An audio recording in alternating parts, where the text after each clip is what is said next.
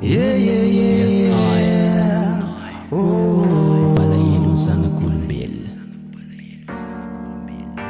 Mampalaelo anele fiainan zanak'olombel. 12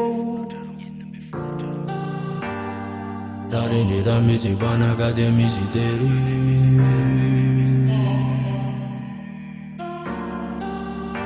Fa le fiainanany amizao tolaza be misy tery. Kanefa tsy azao fiainana nefa tsy anao. Tsy da zay marina betsaka mba ho tafarina. Fiainanany lafatra nefa tolatsaka andavaka. Tsy mety tafakatra, tsy mety mivaly ny vavaka.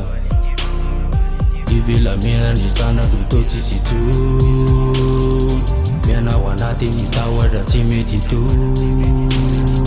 Fitiavan-tena mibahana, tazana le fihavanana.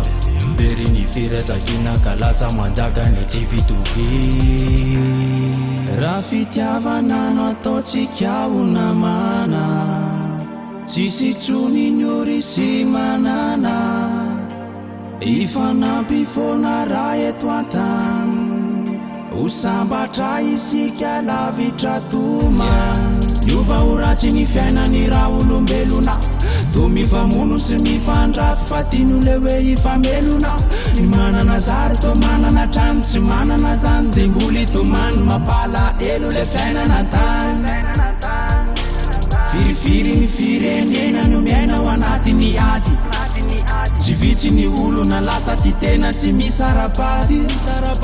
Piratapo lasa mifankahala, zay mahitahita tsy mba te alala. Reo zay matanjaka mamely ny osany fa antrana to sary ny avosa nefa.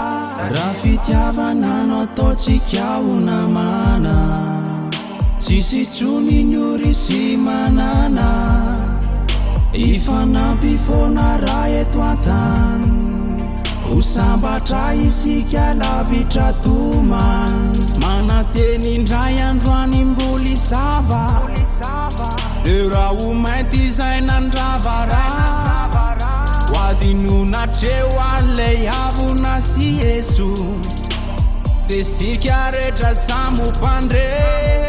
Raha fitiavana no ataontsika ho namana, tsisy tsony ny ory sy manana. Ifanampy foana raha eto an-tany, ho sambatra isika lavitra toma.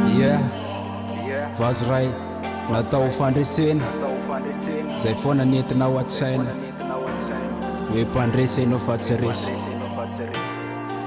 Avy aty am'le maiky pona 12 peace and love.